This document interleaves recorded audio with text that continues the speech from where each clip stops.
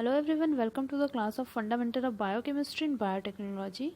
मैं हूं पूजा बालकिशोर और आज की इस क्लास में हम एंथर कल्चर और पॉलन कल्चर के बारे में स्टडी करेंगे। सबसे पहले देखते हैं हम यहाँ पे एंथर और पॉलन क्या होते हैं। तो एंथर और पॉलन फ्लावर का मेल रिप्रोडक्टिव पार्ट होता है। ठीक है, यहाँ पे स्ट्रक्चर में देखिए, एंथर और फिलामेंट मिलकर स्टेमन बनाते हैं जो कि फ्लावर का मेल रिप्रोडक्टिव ऑर्गन है। ठीक है, उसके बाद क्या होता है, इसमें से जो एंथर है वो एक बैग की तरह स्ट्रक्चर होता है जिसके अंदर में पॉलन ग्रेन्स कंटेन हुए रहते हैं। ठीक है, अब पॉलन यहाँ पे क्या होता है, तो पॉलन यहाँ पे एक पाउडर लाइक स्ट्रक्चर होता है जो कि पॉलिनेशन के टाइम पर as a male reproductive part काम करता है। ठीक है, यहाँ पे स्ट्रक्चर में मैंने शो भी किया है। अब बात करते हैं हम एंथर कल्चर क्या होता है। तो जब हम अनओपन फ्लावर यानी कि जब हम बर्ड्स को, कलियों को लेते हैं और उसको अंदर से उसे कट करके एंथर को निकाला जाता है और उसे इस अंडर एसेप्टिक कंडीशन में न्यूट्रिएंट मीडियम में ग्रो किया जाता है, तो उससे कैलस टिश्यू या फिर एम्ब्रियोइड्स बनते हैं।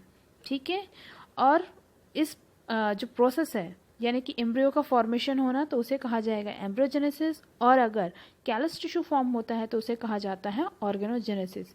फर्दरमोर इनसे हैप्लॉइड प्लांटलेट्स प्राप्त होते हैं। ठीक है, अब पॉलन कल्चर की बात करते हैं। तो पॉलन क्या होते हैं, तो पॉलन मैंने आप लोगों को पहले ही बताया, ये पाउडर फॉर्म स्ट्रक्चर होता है। जब हम एंथर को कट करके उनसे पॉलन निकाल कर, ठीक है, पॉलन निकालकर उसको न्यूट्रिएंट मीडियम में अंडर एसेप्टिक कंडीशन में ग्रो करते हैं, तो उनसे एम्ब्रियोइड या कैलस टिश्यू बनते हैं जिससे in future haploid plant produce होते हैं थ्रू द एम्ब्रियोजेनेसिस प्रोसेस और ऑर्गेनोजेनेसिस प्रोसेस। तो ये पूरी प्रोसेस कहलाती है पॉलन कल्चर। ठीक है, पॉलन से जब हम कल्चर करेंगे तो पॉलन कल्चर, और एंथर से कल्चर करेंगे तो एंथर कल्चर। क्लियर। आगे बात करते हैं एंड्रोजेनेसिस की। तो यह एक टर्म होता है, इसका मतलब होता है हैप्लॉइड प्लांट का पॉलेंस के थ्रू जनरेट होना कहलाता है एंड्रोजेनेसिस। ठीक है, ये दो टाइप के होते हैं, डायरेक्ट एंड्रोजेनेसिस और इनडायरेक्ट एंड्रोजेनेसिस। जब हम पॉलन से एम्ब्रियो का फॉर्मेशन करते हैं तो एम्ब्रियो से सीधा डायरेक्ट प्लांटलेट जनरेट होता है, तो ये कहलाता है डायरेक्ट एंड्रोजेनेसिस।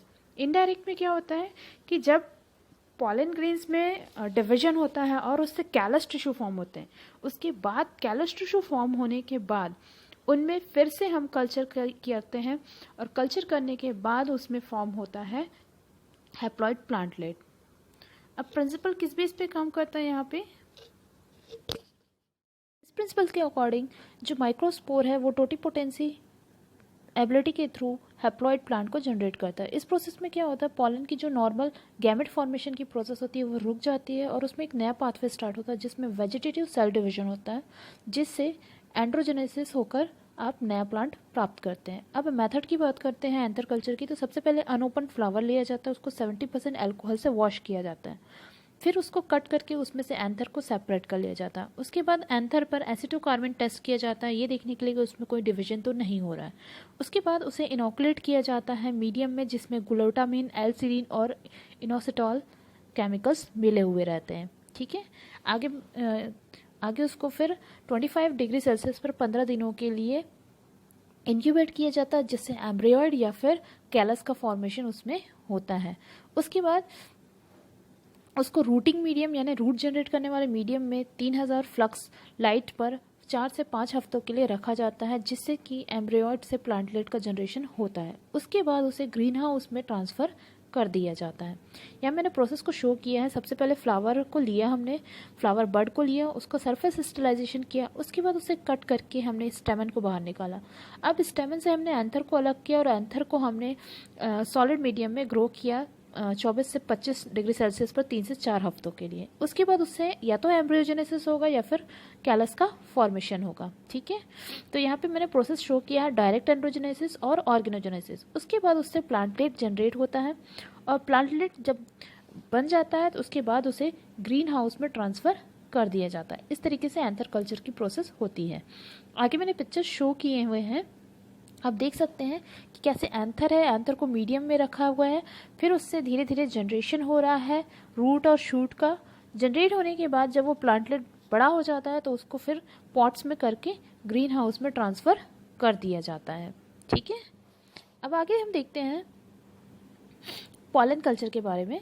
तो पॉलन कल्चर में देखिए मेथड को सबसे पहले क्या किया जाता है, बहुत सारे एंथर्स को कलेक्ट किया जाता है। कलेक्ट करने के बाद उसे लिक्विड मीडियम में डालकर रखा जाता है, जहाँ उसे क्रश किया जाता है और उससे जो पॉलेंस है उसको निकाला जाता है। ठीक है, उसके बाद जो बचे हुए हिस्से हैं उसको फिल्टर कर दिया जाता है। फिल्टर करने के बाद क्या किया जाता है, हम लो स्पीड पर जो हमें पॉलन सस्पेंशन बनाया है उसको सेंट्रीफ्यूज किया जाता है, ताकि जो वेस्ट डेब्रिज हैं वो धीरे धीरे वहाँ से निकल जाए और जो पॉलन हमें चाहिए वो हमें in the form of pellet वहाँ पे मिल जाए। ठीक है, जब ये मिल जाता है हमें, तो हम उसे फ्रेश लिक्विड मीडियम में ट्रांसफ़र करते हैं। उसके बाद पॉलन सस्पेंशन को पेट्री प्लेट्स में ट्रांसफ़र कर दिया जाता है, ताकि वो वहाँ पे ग्रो कर सके और उससे एंड्रोजेनेसिस या ऑर्गेनोजेनेसिस हो सके। ठीक है, इसके बाद हम उसे इंक्यूबेट करते हैं लो इंटेंसिटी लाइट पर, और उसके बाद 30 दिनों के बाद एम्ब्रोइड वहाँ पे जनरेट होता है और उससे हैप्लॉइड प्लांट बनता है। यहाँ पे स्ट्रक्चर मैंने दिया हुआ है, जैसे कि आप देख सकते हैं। सरफेस स्टरलाइजेशन किया मैंने, उसके बाद उसे कट करके एंथर निकाला।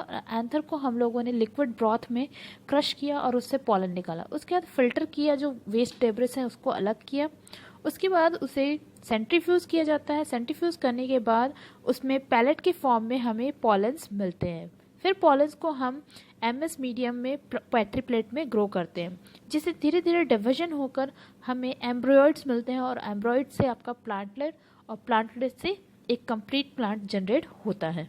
अब बात करते हैं factors affecting anther and pollen culture की। सबसे पहले जीनोटाइप ऑफ डोनर प्लांट से मतलब होता है प्लांट की जो क्वालिटी है, जो उनके फीचर्स है वो कैसे होंगे, वो उसी पर डिपेंड करता है कि एंथर और पॉलन कल्चर कैसा होगा। जितना अच्छा प्लांट होगा उससे पॉलन भी उतने ज़्यादा हमें प्राप्त होंगे।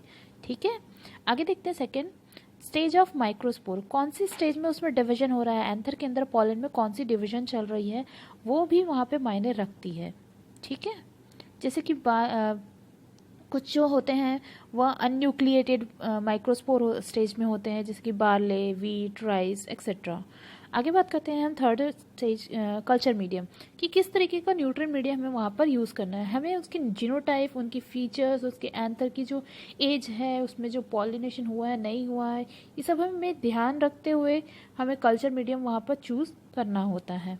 ठीक है, सबसे ज़्यादा हैप्लॉइड प्लांट के जनरेशन के लिए आयरन मीडियम सबसे ज़्यादा ज़रूरी होता है, जिसमें आयरन होता है। ठीक है, इसके लिए हम कुछ पोटैटो एक्सट्रैक्ट, कोकोनट मिल्क, ये सब भी हम लोग ले सकते हैं। ठीक है, अब बात करते हैं टेम्परेचर की। तो टेम्परेचर माइक्रोस्कोप एंड्रोजेनेसिस के लिए बहुत ज़्यादा ज़रूरी होता है। Low temperature treatment flower bird को हैप्लॉइड फॉर्मेशन के लिए इन्हेंस करता है, मतलब बढ़ाता है। लो टेम्परेचर पर ये बहुत ज़्यादा जल्दी ग्रो करता है।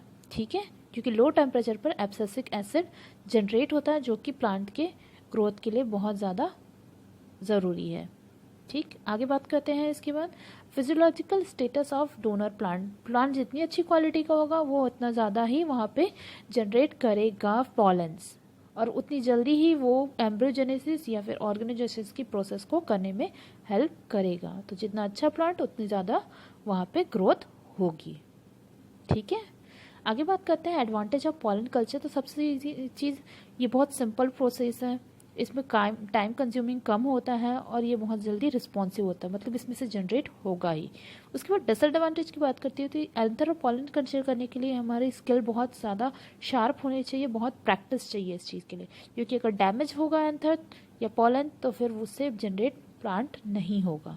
ठीक है, कुछ प्लांट्स हैं जो सीरियल्स होते हैं उनमें एंथर और पॉलन नहीं बनता, ये एक प्रॉब्लम है। एंथर की वॉल से भी कैलस का फॉर्मेशन हो जाता है, जो गलत है। अब बात करते हैं एप्लीकेशन। तो सबसे पहले म्यूटेशन स्टडी। ठीक है, दूसरा प्लांट ब्रीडिंग और क्रॉप इम्प्रूवमेंट में इसकी हेल्प होती है, और इससे प्लांट की जो सेकेंडरी मेटाबोलाइट्स है उसका भी जनरेशन किया जा सकता है। यहाँ पे मैंने एग्जांपल दिया हुआ है। और इसके बाद है for production of haploid plant, जो कि मोस्ट इंपॉर्टेंट है। जब हमें या तो मेल प्लांट या फीमेल प्लांट प्रोड्यूस करना रहता है तब एंथर, पॉलन या फिर ओवरी कल्चर वहाँ पे करते हैं। ठीक है, थैंक यू एवरीवन।